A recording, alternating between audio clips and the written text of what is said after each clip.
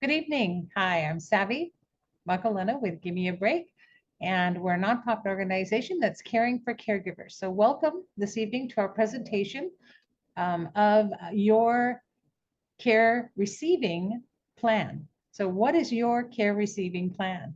And this is really about caregivers. That's what we're all about. We're here to care for the caregivers. And so this is about your care, not caregiving plan or the plans that you're making for the ones you care for, but your care receiving plan. Never thought you had to have one, did you? Well, you do. So this presentation is just for you, and I will begin in just a second while I share screen. That's what I get for pressing the wrong key. There we go. All righty, great. And we will get on with our presentation. Let me just move this over so you can see it. Great. So what is your care receiving plan? First of all, I think we can ponder a question, and that is that if you're currently caregiving now, did the one you're caring for, your caree, did they have a plan to be taken care of? And maybe what was in that plan? And if they didn't have a plan, how does that affect you? So just as a way to kind of gauge whether or not you really need a care receiving plan, some people will say, oh, I have a long time before I have to think about that. You know, anything can happen. If you notice in the photos on this particular slide, you'll see there's a young gentleman and probably taking care of his partner, his wife. Looks like they're lying there, and they probably look younger, maybe in their mid 40s, and they never thought that this would happen. They weren't ready for that. And then on the bottom, there's an older kupuna who we all know that that's going to happen one day. And we kind of realize that that's what happens when our parents might get older.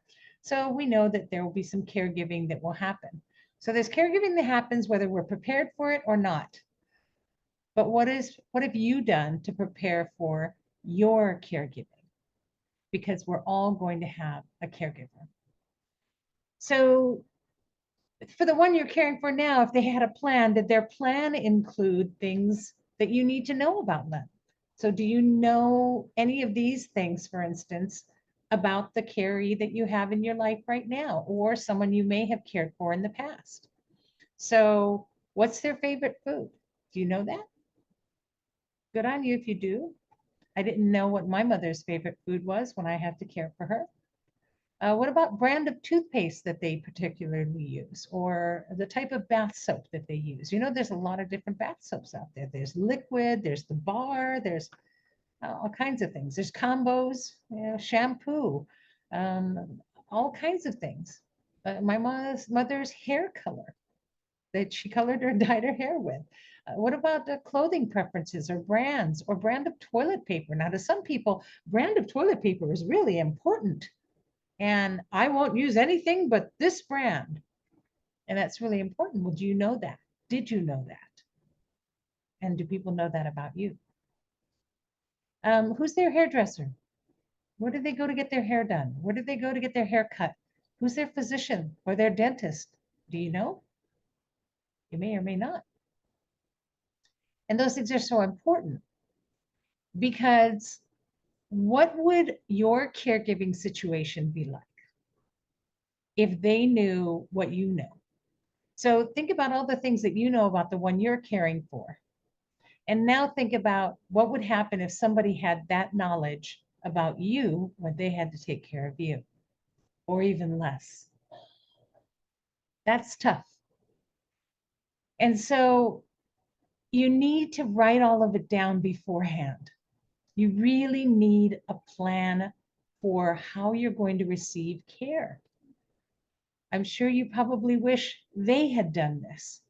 I know that I wish my mother had done this, or my father had done this, or anyone that you cared for.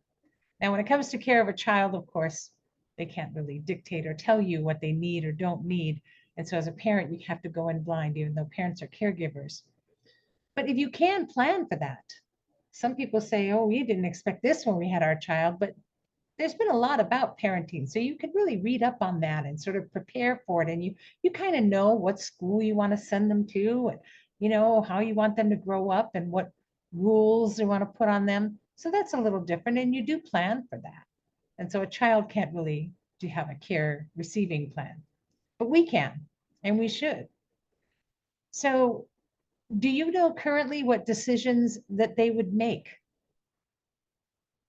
if faced with a critical decision? Do you know the decision your Carrie would make? Have you had that discussion? What are some of the things that you've had to deal with and some of the decisions you've had to make for them because they didn't plan? Yeah. So what is your plan? So what is your care receiving plan? Think about what you would do if you lost your voice, if you could no longer speak to express yourself, if you were under care and something happened and someone had to step in and make decisions for you or answer for you because you no longer could. What are they going to do? What are they going to say?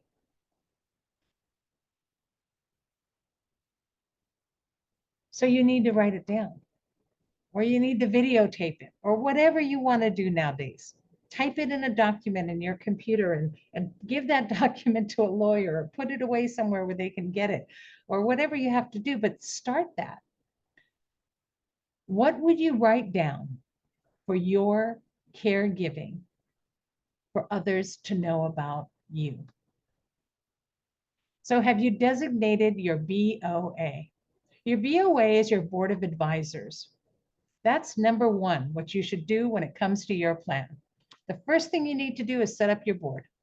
Set up your board of advisors. Those are your doctors, your lawyers, your counselors, the people that are the most important to you. They should be listed first and foremost, and you should list their names and their contact information and what capacity they're in. Here's another one. Have you appointed your POA? And this is an important one, your power of attorney. This is your voice. This is your decision maker. This is someone you trust implicitly to make decisions for you. You need to set up your power of attorney now in life, not later. I can't tell you how many 20 and 30-year-olds and even 40-year-olds that I have talked to that have never set up their power of attorney and ended up in a situation where someone had to step in and make a decision for them. And it was usually their parent. And many didn't make the decisions they would have made. So you need to assign your power of attorney now and update that constantly, but you need to assign someone. Who is your POA? Who will care for you if something happens? And do they know that you're the one that is going to care for them? That they're the ones that are going to care for you? And then do you have backups? So what if something does happen to your POA or even your BOA, your board of advisors? Do you have backups? Have you refined your ROA? This is your receiver of all. This is who's going to get everything. Who is going to get everything that you might have? Do you have a will? Is it current? So you need to designate who's going to receive all things. Is it just give everything to so-and-so? Or does some go here, some go there, and some go there? You don't have to have millions and billions of assets and money to have a will. It could be some of the simplest things that become important to people. I'll tell you a story. I had a friend once whose mother passed away, and they had had a business where they stocked vending machines. And so the garage was their storage area for all kinds of products that went into those vending machines. And when the sisters all got together after everything had been said and done, and no one had designated what was going to happen, there was no will. There was fighting over bags of potato chips. and candy bars. Who was going to get that? So maybe something totally insignificant that you think people won't fight over or won't want, but they all matter. It could be clothing, jewelry, your favorite pair of shoes. You might be surprised, a handbag. It could be a baseball cap, a jersey that was your favorite to wear. And so it doesn't have to be a whole load of assets that you're willing out, but make sure that you define who your receiver of all things is going to be.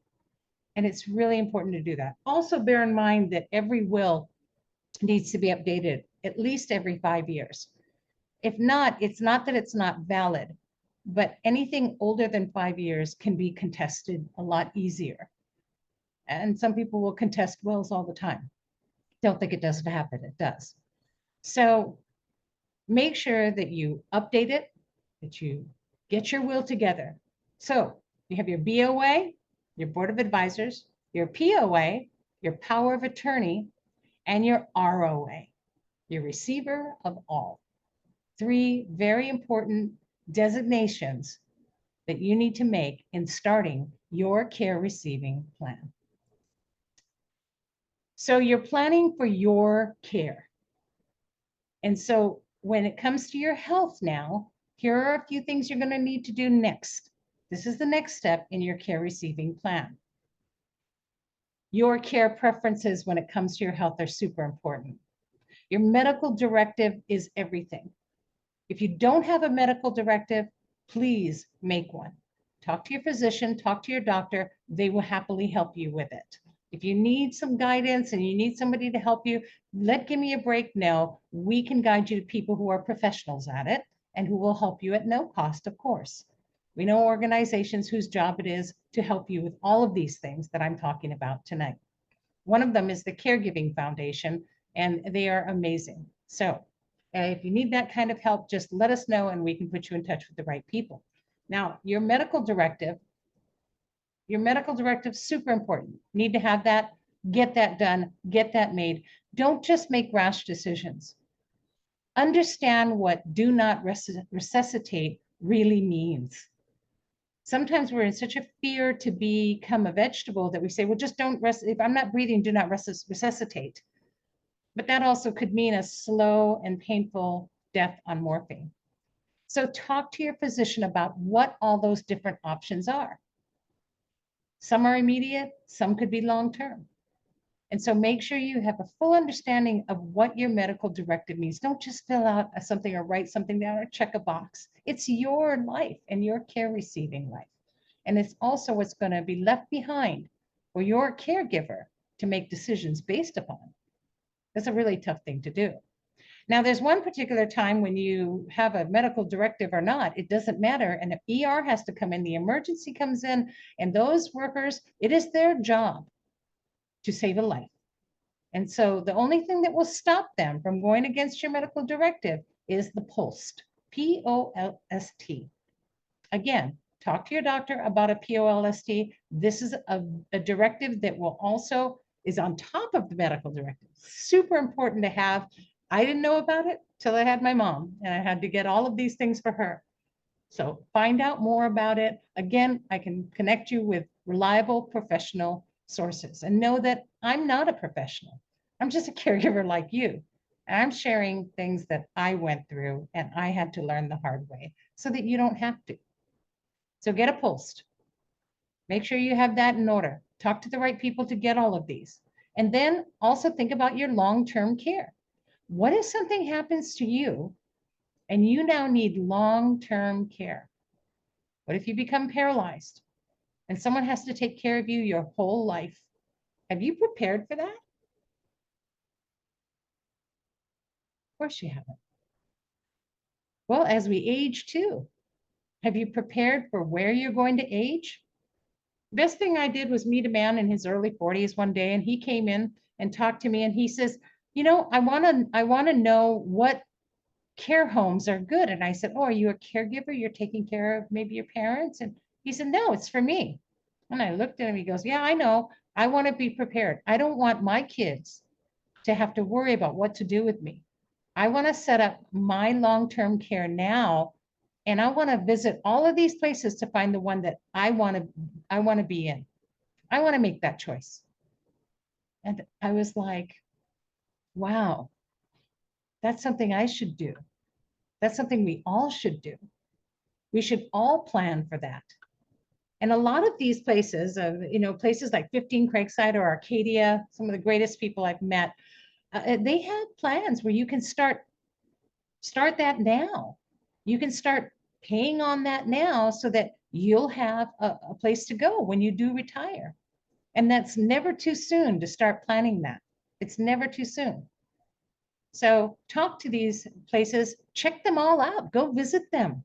See if that's where you want to end up with, where end up being where you have to be when you need care finally and you're at the end of your time. Think about where you want to live. I know a lot of people say, well, I'm going to die in my home. I'm not going anywhere. I'm going to stay here till I die. I'm not going to die in any hospital. And my father was like that. And you know what he did? He had a heart attack in the bathroom while he was sitting on the toilet.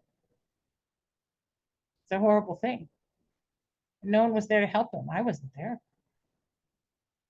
was a horrible thing. Is that the way you want to go? I wish I had had a conversation with my parents maybe 5 years earlier about planning better for their care when they could no longer care for themselves and being more informed about it. So why don't we do that? Why don't we do that now so that whoever's going to care for us doesn't have to go through what we're going through now? Make sense? So where will you live? Maybe you want to stay in your home. Well, then make plans so that that can happen. Make plans so that there's money put aside to pay for 24-hour nursing. Because at one point you will need 24-hour nursing. My mom did. $20,000 to $30,000 a month. Yep. That didn't last long. And neither did her money. So count the costs now. Think about what you want to do now. Plan now to make sure that those years when you can no longer have a voice or you no longer be able to take care of yourself, you're where you want to be, taken care of by who you want to be taken care of, and you got all of those other things in line, including how you're going to pay for it. And if not, and you can't afford that, and you don't have a way to save for that, then start talking to the state offices. Call the Office of Elderly Affairs. They're amazing. And they're there for us. They're there for the people.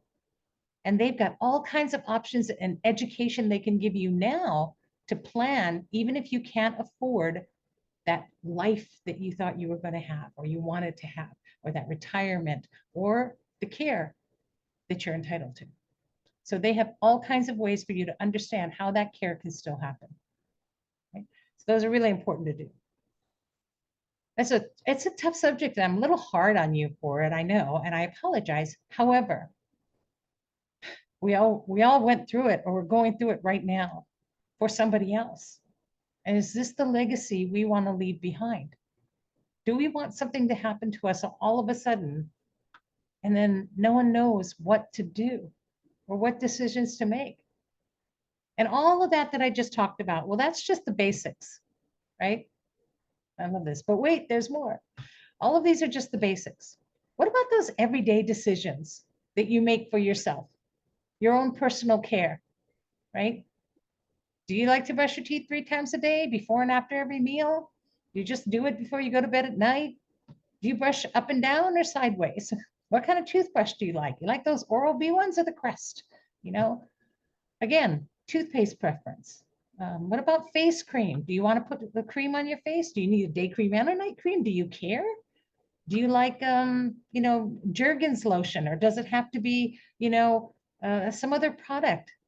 Do you want oil instead of lotion on your body? Is that what you use every day? We don't even think about it. We just know when we're running low, we buy another one. What happens when you can't go to the store anymore, or you can't tell somebody that's what you like? Write all that down. Put that in your caregiving plan, your care receiving plan. Don't use Dove on me. I don't like Dial. I do like Irish Spring, you know, whatever it is. I don't want a bar soap. I like liquid soap. How about your hair? Don't part it in the middle. Part it on the side. I watched a show. I forget that movie. I'll try to remember it, but it was all about brain and not remembering Parkinson's. And it's an older movie.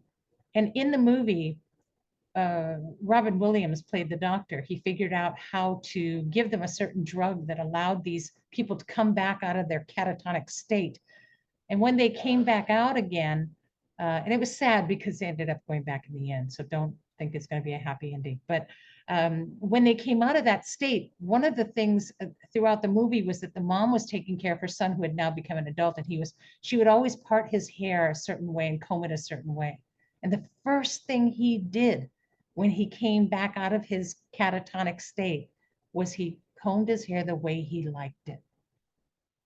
And she would come and fuss on him and fix his hair, and he would change it. So don't think that something small like that people are going to get. Write that down. And if that matters to you, if your hair matters to you and how it's worn, then write it down. Put it in your care receiving journal, in your plan, so that people can know that's what you want. Again, remember, we started this by me saying, what would you do if you didn't have a voice? So that document that we're preparing now is going to become your voice. And you need to update that all the time. Changes if you have to make it. Maybe you don't write. Do it in videos. A bunch of short videos. Put it all on a little thumb drive. Put it in a safe place.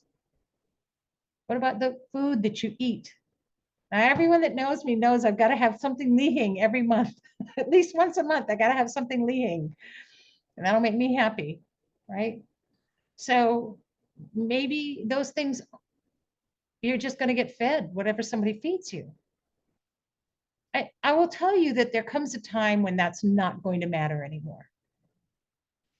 My mother was a vegetarian for most of her later years. I would say from the time she was 40 till she was, well, maybe about in her 50s and on. She was vegetarian. But of course she ate sashimi, so she ate fish, Japanese. But she wouldn't eat meat. And it's so funny because I was so specific about that to make sure that she was never, that was something important. I always prepared her meals that way. And when she went into foster care, I made sure that they didn't give her meat. Well, ever since then, I've been there, and she's kind of now in that catatonic state. And they feed her all kinds of stuff that she eats because she has no idea. And most of the time now, it's just put in a blender and she drinks it. So there'll be a time when it doesn't matter. But when it does, wouldn't it be nice for the person who's caring for you to know your preferences? What about clothing, entertainment? Could you imagine if the show that you absolutely hated watching was on the TV 24/7 and you're lying there and you can't move and all you can do is stare up at a TV at a show you hate? That would kill me, right? Well, I don't know, maybe that would be a good thing, but we wouldn't want that to happen. Climate, so important. I hate being hot, right? So some people like that. Some people want dry weather. Some people want cold weather. Make sure you specify. Don't assume that people know this about you. You're the only one that has had to take care of yourself your whole life. Think about all of your 5 senses and put that in your journal. And make sure that all those preferences, all the things that all the decisions you make for yourself, sugar, stevia, milk, oat milk, soy milk, almond milk, Crest, Oral-B, whatever it is, all the decisions you make for yourself, make sure they're in your journal. Trust me, your caregiver will really appreciate it. Because can you imagine what it would have been like for you now caring for someone if you knew all of those things about them? You might know some, but you probably didn't know them all. So again, this is not just going, we're not just doing the basics, we're talking about all of the preferences. So you got to start that journal and make that list. There's a worksheet here, and if you'd like the worksheet, just put it in the chat that you'd like the worksheet with your email address, and I'll send this to you. And this worksheet basically is, I am someone who, and you fill it out. I am someone who loves blank. I am someone who hates blank. And so if you have a hard time kind of figuring things and how to get this journal kickstarted and going, you can use this simple form to get started. And having this is better than having nothing and expecting them to know you. You know, even some spouses don't know. You ask a spouse, you know, what was your wife's or what was your husband's or what was your partner's favorite face lotion or brand of face lotion, and nobody knows that. Did they like the Q-tips, the brand, the real brand, or did they have to have the one with the plastic sticks? There's so many choices out there that only you know them. So the more information you provide, the person that's going to care for you, and we're all going to need a caregiver at one point in our life, the better it'll be. Now, of course, once you've done all of this and you've made this fantastic packet, your care receiving packet, so important. This is gold for you. It's platinum, in fact. Once you've made that plan, you need to let everyone know.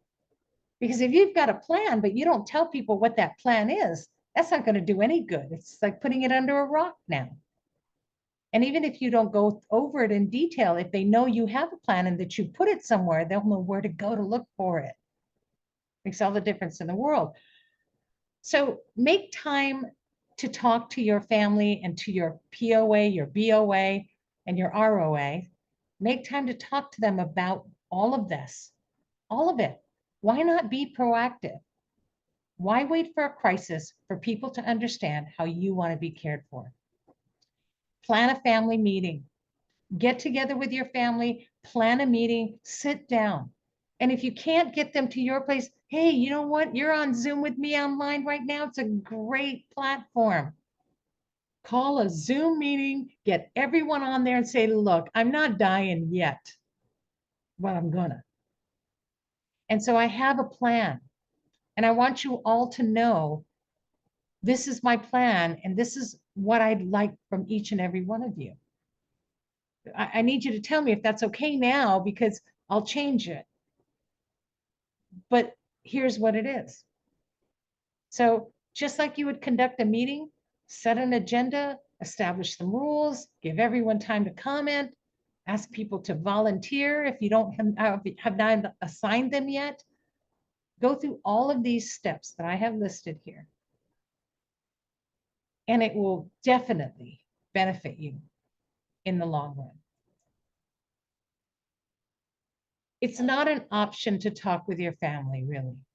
And maybe some of you don't have communication going with them, but this is mandatory, because if they're not your blood family, then maybe you're their adopted family, or they're your adopted family, or they're the ones that you call family. And if you don't have anyone like that in your life, then it's time to start pulling people in and creating your own family to have, so that you can have people in your life that matter. So do what you have to do. Bring your family members together, talk to them, have a meeting with them, gather them together, and then update them. And tell them how important this is for them to do as well. And that maybe the next time you have a meeting, hey, let's talk about your caregiving plan or your care receiving plan. And you make that step to not just make sure everyone knows, but to bring everyone together, because they may be all you have. So make time to plan today. You need help? Let us know. Give me a break. We're here for you, caregivers. And of course, you can come on to our weekly support sessions anytime. Just go to gab808.org and click on the button for the support sessions. which takes you to a page where you can click on a button to join in our Zoom each week, Tuesday evenings at 8 p.m. And our sessions are really life-changing. You learn a lot, we share a lot, we share with each other, it's our safe space. And I highly encourage all of you to join us. And even if you're pre-caregiving, currently caregiving, or post-caregiving, and hopefully that will help you. Well, I hope that helped. Let me just stop share here. Where's that button? Right here. I hope that helps you. And I hope that helps you to understand the importance of your caregiving, care receiving plan. Because without it, someone will be making decisions for you. Someone will. It could be a total stranger. It could be a doctor that doesn't even know you, and you could be lying in ER. So your care receiving plan is everything. If you start making it now and keep it updated and include all of your friends and family in on that, that will make a difference at your end of life and change life for the person who is caring for you. I ask you also in that care receiving plan to put in there that your caregiver should take respite and to let your caregiver know that their wellness matters too and that they need to self-care and that you are good with that and you appreciate if they do that and that you see them as the most important person in the equation so that they know that and don't have to look for the answer anywhere else. And they know that they're doing the best they can for you. So reassuring words to your caregiver when you are receiving care was just a little nice touch to end the care receiving plan that you're going to start making today, tonight, writing it down. And again, if you want that list, just email me at savvy@gab808.org or put it in the chat that you want me to email you that list with your email address and I will send it to you and you can start your own care receiving plan. I hope you enjoyed that. I just wanted to share our calendar really quick. Share the button. So if you did miss your care receiving plan, or you know somebody that was going to come on tonight and missed it, I am doing it again, once again, this Saturday, the 13th at 11 in the morning. So I am doing sort of a rebroadcast, if you will, but I'll be doing it live. So you can have them, if maybe you wanted to check it out tonight and you're like, oh, they need to hear this. Call all your friends that are caregiving and tell them, you guys got to check this out Saturday morning. And I'll be on again Saturday at 11. If you haven't signed up for the Milestones for Grief workshop, I'm going to tell you this is one of the best things you can do for yourself. It freed me from the grief I had from my father's passing, which is why I could even talk about him tonight without bursting into tears. Oh, it was hard, but I can manage it and embrace my grief a lot more thanks to Melinda. Melinda's amazing, so please register for that. That's coming up on the 17th at 11 in the morning. That's a Wednesday. And then that evening, next Wednesday evening, Lonnie's going to be doing a really good, this is one that many of you probably haven't even been to yet, and it's self-care outside in and inside out. So really, really exciting presentation she's going to be doing Wednesday the 17th. And then we finishing off the month, the 24th, with letting go of caregiver guilt, a summary, and finding your purpose on the 31st. And I highly recommend finding your purpose. Yeah, because, you know, if we're still living and breathing, we have a purpose in life. All right. Also, if you missed some of our past from last month's different presentations, simply go to our YouTube channel. It's at Gimme a Break 8086. So at Gimme a Break 8086, and you'll see our channel. Please, please, please follow us and like and share and all of those wonderful things. Subscribe to our channel. But I have already posted last month's presentations, so they're in full recorded on our YouTube channel. And all of these will be there. This month's will be at the end of the month, in the beginning of June. I will put all of this month's up. So all of the ones from April are already there. Anyway, I hope you enjoyed this presentation and I hope you're already starting. I hope you're already starting to write all of those things down for your care receiving plan, because it's going to make a difference, not just for you, but for the one that's caring for you. And it'll make life the end of life, a lot better for the both of you. So thank you for joining us, and for all that you do as a caregiver, mahalo and have a great evening. Aloha.